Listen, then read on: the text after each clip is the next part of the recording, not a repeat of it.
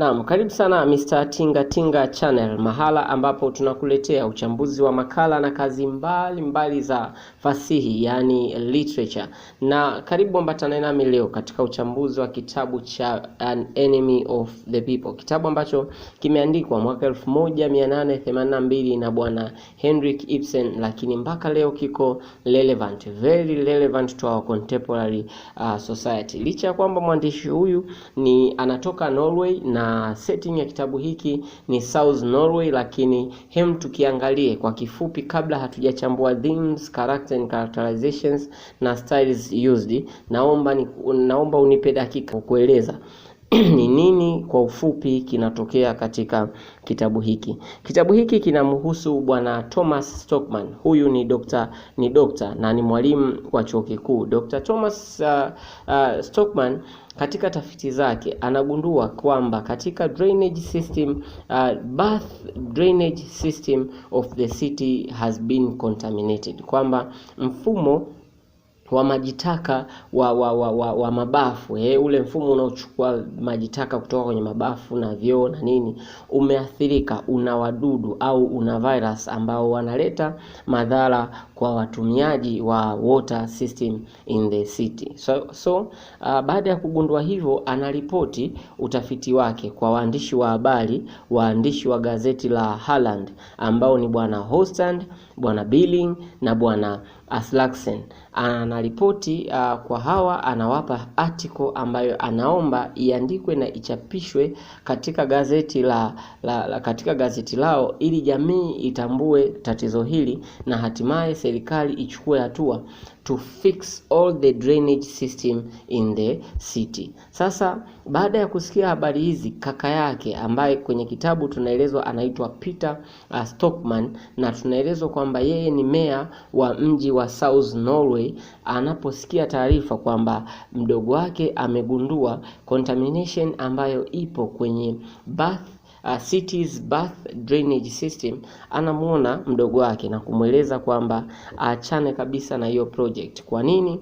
Kwa sababu yeye anahofu kwamba project ya kureinnovate, yani ya kujenga upya hii mfumo wa majitaka drainage system, utaikosti serikali pesa nyingi sana, na utapelekea kuongezeka kwa kodi na watu wataingiwa na gharama ambazo si za lazima. Kwa hivyo yeye ana support ni bora watu waendelee kuathirika, lakini pesa zibaki. Sasa baadaye ukisoma kwenye kitabu hiki vizuri, utagundua huyu bwana Peter Stockman hatetei pesa za serikali, hatetei kwamba kodi zitapanda. Ni hypocritic man. Why? Because he defends his own business, kwamba yeye ni miongoni mwa shareholders wa ile drainage system. Nikwambie tu, labda wenzetu huko wanakuwa na miradi ambayo inakuwa inamilikiwa na watu binafsi, na tunapokuwa tunalipia, jamii inapolipia gharama za kutumia hiyo miradi, basi hao watu ambao wanahisa hapo wanapata faida. Kwa hivyo drainage system, mfumo wa majitaka, unatozwa kila wiki, kila mwezi, na watu ambao wamejenga zile tunnels wanapata faida. So Peter Stockman ambaye ni meya anapinga kabisa swala la mdogo wake kuendelea na hicho alichokigundua. Haitoshi, ila anaenda mbele zaidi na kuonana na bwana Hostand, Billing na bwana Aslaksen na kuwaelekeza hawa waandishi wa habari kwamba waachane kabisa na hii habari ambayo ameitoa mdogo wake bwana Dr. Stockman. Anawaambia acheni kabisa hii habari ya Dr. Thomas Stockman, kwa sababu itaenda kuigharimu serikali na jamii gharama kubwa sana. Hawa watu wanashawishika kutokana na nguvu na nafasi alionayo bwana Peter Stockman. Huyu ni ndugu wa bwana Thomas Stockman, ni ndugu wa bwana wa main character. Huyu yeye sasa ni meya, wanamsikiliza kutokana na position yake in the government. Hawa jamaa licha ya kwamba waliahidi kwamba wangekuwa bega kwa bega na bwana Dr. Thomas Stockman, lakini baada ya kuonwa na bwana Peter Stockman ambaye ni meya, wanaacha kabisa huo mpango na wanamsaliti Dr. Stockman. Sasa usaliti huu unaona kabisa inaonyesha theme of betrayal and selfishness, kwamba hawa jamaa walijali zaidi nafsi zao kuliko kuijali jamii yao. Katika mlolongo mpango mzima wa kesi hii tunatambulishwa kwa mhusika ambaye anaitwa Catherine. Catherine ni mke wa Dr. Thomas, ni mke wa Dr. Thomas Stockman. Katika kashikashi hii, mara baada ya mume wake kuonekana kwamba anakosa support, anamwambia mmewe kwamba I will stand by your side, mimi nitakusupport, nitakuwa upande wako. Na baada ya Dr. Stockman kuzuiwa kuripoti habari hii kwenye gazeti, anajitahidi kuitisha mkutano na watu ili awaambie kupitia ukumbi wa mji. Baada ya watu kuwasili katika ukumbi wa mji, anakuwa interfered, anavamiwa na hawa watu, anavamiwa na wale rafiki zake ambao waliahidi wangemuunga mkono, waandishi wa habari wale, anavamiwa na meya wa jiji ambaye ni kaka yake, anavamiwa na watu wengine ambao wako kwenye baraza la bunge la mji. Anaenda pale, baada ya wanafika pale wanamtisha na kumkataza asiongelee chochote about drainage system. Siku hiyo kweli bwana Dr. Stockman anafanikisha kupindisha hoja zake na anaongelea tu hoja zingine. Maskini ya Mungu, wanaposimama Hostand, Billing na Aslaksen kuongea, wanampaka matope bwana Dr. Stockman kwamba he is an enemy of the people. Wao katika mlengo upi? Katika mlengo kwamba yeye anajali research yake, hataki kujali gharama ambazo wataingia watu. Lakini nikuambie tu ukweli kwamba Dr. Stockman sio enemy of the people, but he is a friend of the people, kwa sababu anajali afya zao kuliko hela ambazo serikali itatumia kujenga mfumo mpya wa drainage system. Na hawa watu wanaotetea mfumo wa drainage system, kumbuka pia wanahisa katika hiyo mfumo. Kwa hivyo yeye hatetei private interest, lakini anatetea society interest. Lakini pia baada ya kumharibia kikao hiki, tunaelekezwa katika kitabu kwamba kuna mhusika ambaye anaitwa Morten Kill. Huyu Morten Kill ni baba yake na Catherine. Hivyo Morten Kill ni mkwe wa Dr. Stockman. Mkwe wa Dr. Stockman mwanzo na yeye alikuwa akimuunga mkono Dr. Stockman, lakini baada ya kugundua kwamba ile contamination inatokana na maji taka kutoka kwenye viwanda, sasa naye ni miongoni mwa wamiliki wa viwanda pale mjini, anagundua kwamba among the causes of that contamination is wastes from the industries. Unajua ile ni drainage system ambayo inachukua takataka za aina nyingi. Sasa takataka kutoka kiwandani, waste from the industries has caused some contamination to the tunnels which are from people's house. Imesababisha contamination kutoka kwenye zile mifereji, ile pipe tunnels ambazo zinatoka kwenye mji wa watu. Kwa hivyo hata mkwe wake baada ya kugundua kwamba miongoni mwa visababishi vya contamination inatokana na maji kutoka viwandani, anaanza kumpinga Stockman. So at the end Dr. Stockman is determined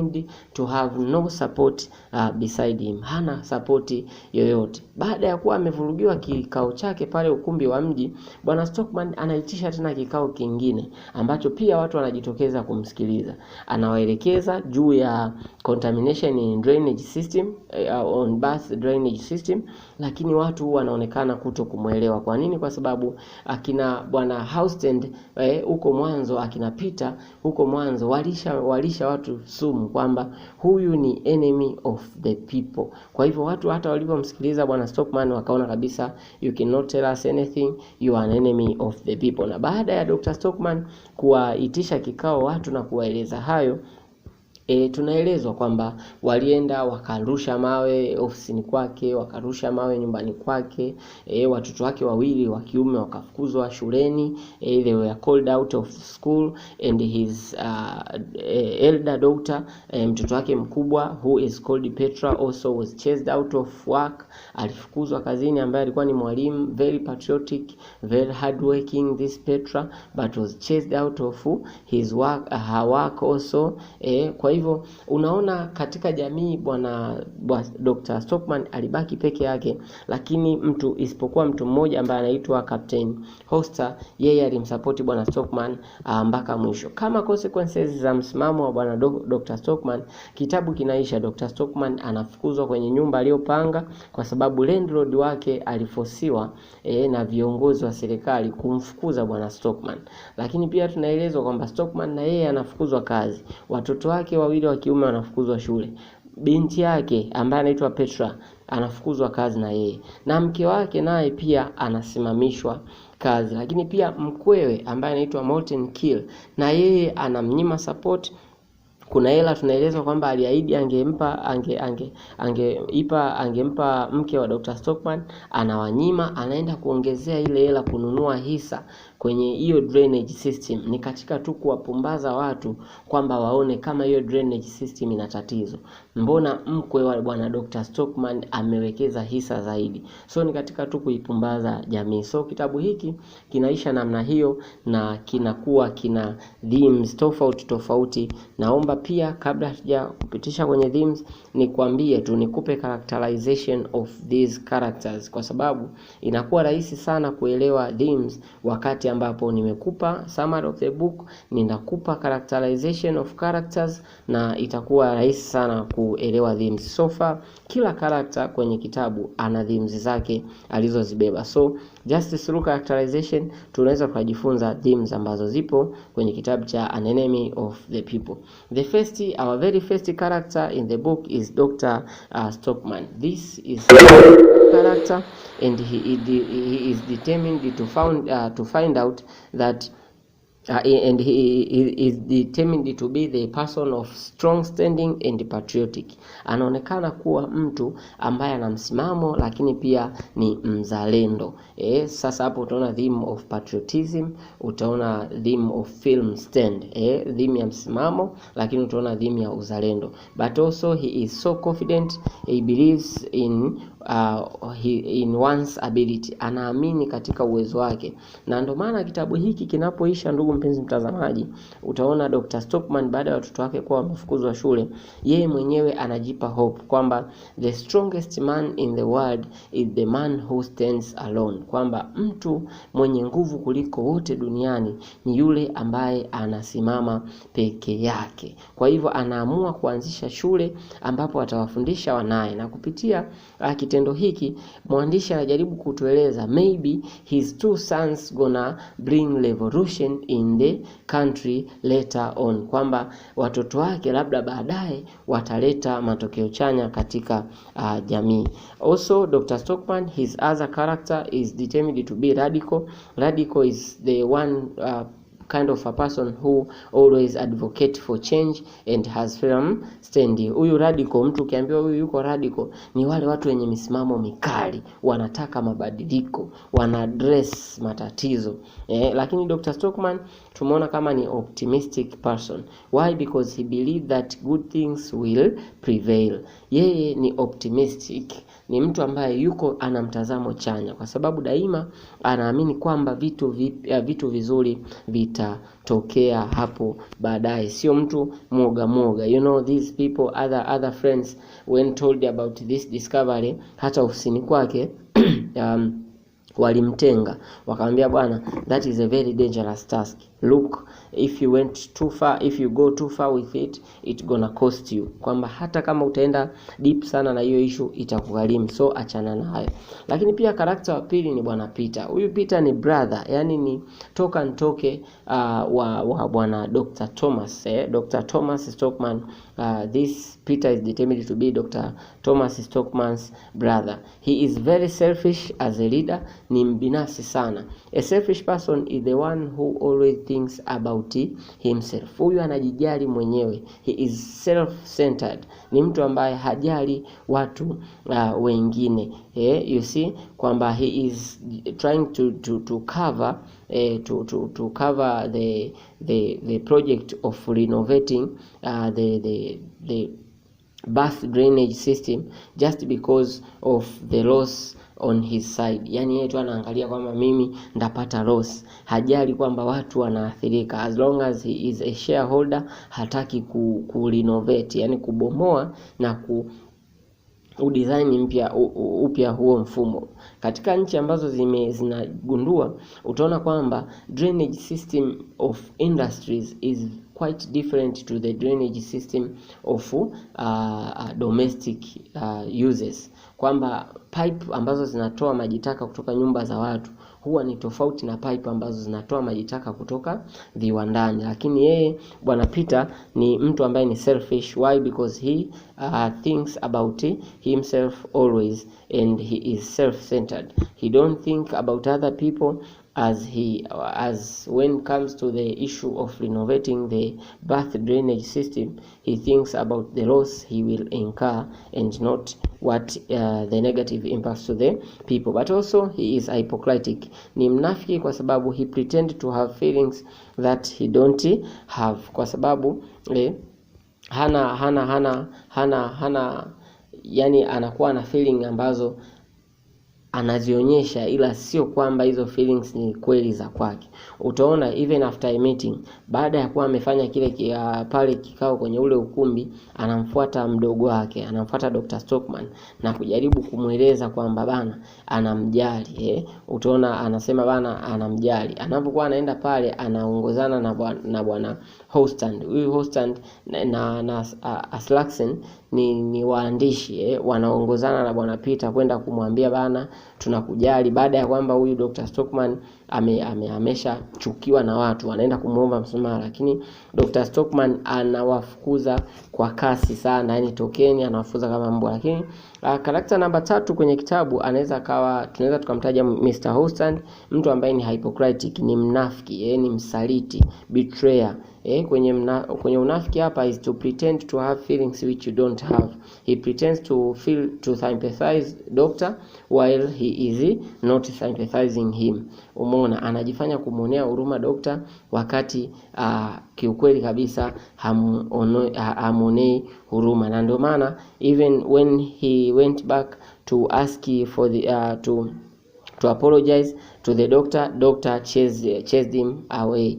Na hata ndio maana pale ambapo alirudi huyu bwana Hostand kumuomba msamaha doctor kwa kile ambacho amefanyia, doctor akamfukuza kutokana na his hypocritic nature, kutokana na asili yake ya unafiki. But he is naive. Naive is the behavior of being easily convinced by other people. Huyu bwana we can see at the beginning alikuwa ana msimamo kwamba he would stand with the doctor, angekuwa amesimama na doctor, lakini after being approached by Peter, baada ya kuwa amekuwa approached na Peter ambaye ni mayor, anamsaliti bwana Stockman. So utaona he is naive, ni mtu mwepesi kubadilika. But also he is coward, ni mwoga, because he is afraid of Peter who convinced him to side with him against Stockman. Kwa hivyo utaona pia ni mwoga kwa sababu alikubali kuungana na mayor baada ya kwamba amemshawishi kuungana naye na kuachana na Dr. Stockman.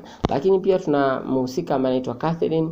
Huyu ni Dr. Stockman's wife. Huyu ni mke wa doctor. She is very responsible and caring to her family because she supports her husband throughout the movement. Anaonekana kuwa anaikia sana familia yake kwa sababu anamsupport mmewe toka mwanzo wa mapambano mpaka mwisho. Lakini pia if you read the book utagundua kwamba Catherine he is very hospitable and humble. Utaona ni mwanamke mnyenyekevu na ni mkarimu sana, because when people go there at her home, watu wanapoenda nyumbani kwake, she welcome and handle them very well. Anawahudumia vizuri na kuwakaribisha vizuri sana. Lakini pia we have another character called Mr. Aslaksen. Huyu ni mmoja wa wale waandishi wasaliti, selfish, coward, betrayers. Lakini pia we have Captain Hoster. Captain Hoster ni mtu pekee ambaye alibaki kumuunga mkono Dr. Stockman mpaka mwisho. So he is wise, courageous, generous and caring character. Generous kwa sababu anakuwa ana upendo, anaendelea tu kumsaidia generous, anaendelea kumsaidia Stockman hata baada ya kuwa amefukuzwa kazi. Being generous ni kuwa mtoshelevu. You see, baada ya kwamba bwana Dr. Stockman alipofukuzwa na landlord wake kwenye nyumba, akaambia bwana toka kwenye nyumba yangu. Huyu jamaa akampa Dr. Stockman sehemu ya kuishi. Generous ni utoshelevu, lakini courageous ni mtu mwenye uthubutu. Regardless the whole situation, the captain did not hold back to support them.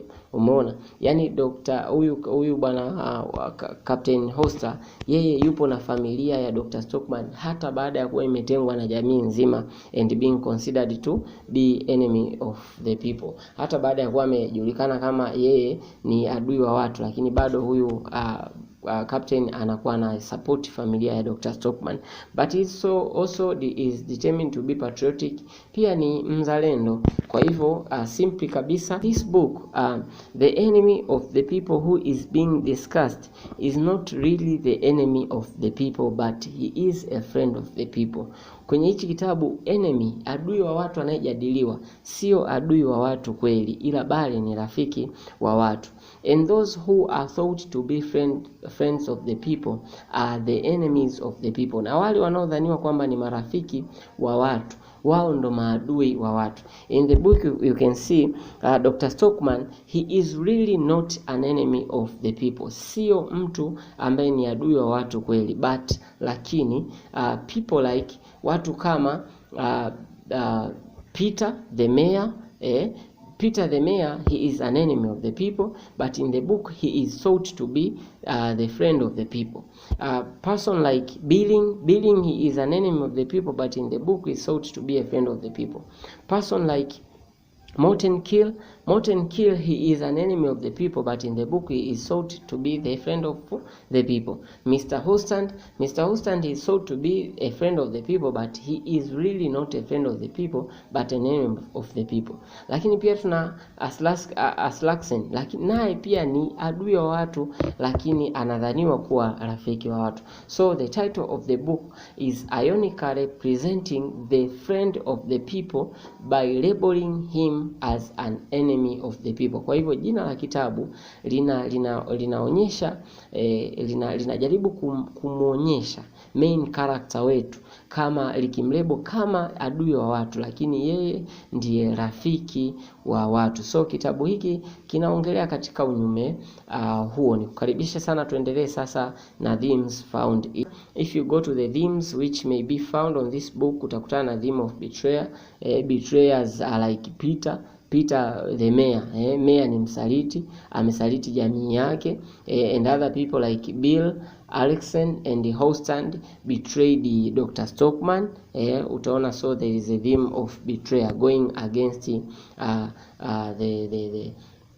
the agreements. Lakini pia tuna the issue of corruptions. Corruption, utaona mayor aliwahonga to misuse the power. This is all about misusing the public office. So through his public position he corrupted Mr. Hostand and Alexen and Billing. Aliwadanganya wale waandishi wa habari watatu kwa kutumia cheo chake as a mayor. Lakini tunaona kuna theme of patriotism. Hii patriotism tunaiona kupitia Dr. Stockman, tunaiona kupitia Captain Hoster. These people are patriotic and ready to stand for the interest of their country. Lakini pia we can see there is a theme of hypocrisy. In the book, people like Hostand, Aslaksen, people like Billing are portrayed to be hypocritic to their society. Lakini pia there are conflicts in this book. You can see there is a conflict between Dr. Stockman and Peter, who is the mayor. There is also conflict between Dr. Stockman and those three journalists, na wale waandishi wa habari watatu. There is a conflict between Dr. Stockman and the people in his society. Lakini pia kuna there is a conflict between Dr. Stockman and Morton Kill. Morton Kill ni baba mkwe wake. Migogoro hiyo nimefanya kuilisti kwa sababu yote inatokana na film stand na msimamo ambao Dr. Stockman anao juu ya kuaddress the problems which face his people in the society. Migogoro yote inatokana na msimamo wa bwana Dr. Stockman kwamba anataka kutatua matatizo ya watu. Lakini pia we have a theme of ignorance. You can see society hata baada ya Dr. Stockman kuwa anawaambia jamani, there is contamination on drainage system, on buses drainage system, kwamba kuna contamination kwenye mfumo wa maji taka, watu hawaelewi. That is ignorance, lack of knowledge or information about something. That is ignorance. But also there is a theme of pollution. You can see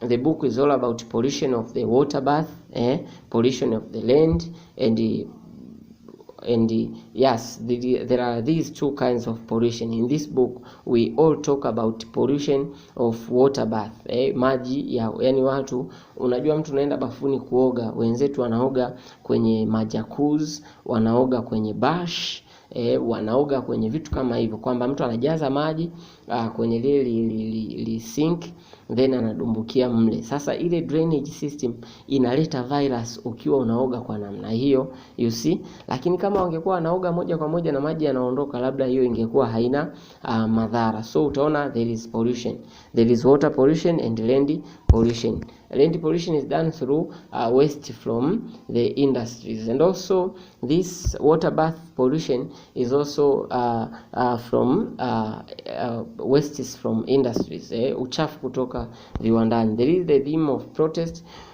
Utaona hapa kwenye kitabu huyu utaona kwenye kitabu utaona Dr. Stockman protests against bad deeds of the government. Anapinga matendo mabaya yanayofanywa na jamii. Lakini pia nikukumbushe, mtoto wa Dr. Stockman anaitwa Petra. Yeye pia she protested against what kids were taught at school. Aliprotest kuhusiana na vile vitu ambavyo watoto wanafundishwa shuleni. Kwa kisemo chake Petra alisema hivi: watoto wanadanganywa shuleni, and when they go back home they are not being told the truth. Wanadanganywa shuleni afa kirudi nyumbani hawaambiwi ukweli. So utaona kuna issue ya protest. Petra also protested against provision of false information to the kids. Kwenye kitabu anauliza why they teach lies. Anauliza hivi kwa nini wanafundisha uongo? Kwa sababu huyu ni mtoto wa Dr. Stockman ambaye pia alikuwa mwalimu. You see, she expresses her views and saying that she could open her own school. Anapokuwa anaona hiyo tatizo anasema mimi ninaweza nikafungua shule yangu. And at the end of the day, you see, she's being chased out of her school, her work as a teacher, and also her dad is also chased out of his work, and also her mom is chased out of work, and she has got 2 brothers to teach. So these people start their own school. Lakini kuna theme of bravery. Utaona Dr. Stockman is very brave. Lakini kuna theme of arrogance. Arrogance is a behavior when people they feel maybe anger at others, wanakuwa wana harshness upon others. Utaona bwana Peter, he is arrogant to bwana Dr. Stockman. Lakini pia Mr. Hostand na Morten Kill, wote hawa wana hasira na wanamchukia bwana Dr. Stockman. Katika styles ambazo zinaonekana humu kwenye kitabu kuna symbolism. Symbolism katika kitabu utaona kwamba bwana Peter, Mr. Peter the mayor have been there to symbolize the government. Yani yeye kama mayor pale anawasilisha au anawakilisha jamii. Utaona the baths, yale mabafu yanakuwa yana symbolize, yale mabafu yanakuwa yana symbolize leaders and their followers. Leaders and their followers, kwamba ni hivi, yale mabafu yameathirika na yanasababisha mabaya kwa watu, kwamba leaders they have been contaminated and they cause and they affect their people. Viongozi wameathirika na wanaambukiza wanafanya maambukizi kwa watu. Kwa hivyo ile vyo utaona ina symbolizes viongozi, lakini mayor ana symbolizes the government, the state, yani the head of the state. Ni kana kwamba haya mabafu watu tunapoenda kuoga ndo yanatuchafua zaidi. Yaani viongozi tunavyowapa watusaidie matatizo, wao ndo wanatupa matatizo zaidi. Lakini pia tuna issue ya foreshadowing. Foreshadowing, kwa mfano utaona Petra, she foreshadowed that she could open her own school and later on licha ya kwamba by force, lakini utaona walifungua shule na baba yao. Lakini there is a use of conversation throughout the book. There is conversation, that is a style or technique. Again there is imagery. Imagery utaona when being told about the physical appearances of characters, inatumika imagery kutuonyesha. Lakini pia tunavyoelezwa how people have thrown some stones in Dr. Stockman's office, walivyorusha mawe katika ofisi ya Dr. Stockman. Also there is the use of imagery. Nikushukuru sana kwa kuambatana nami katika uchambuzi wa kitabu hiki. Usiache kusubscribe kwa sababu hiyo ndo namna pekee ambayo unaweza kuonyesha support kwa kile tunachokifanya.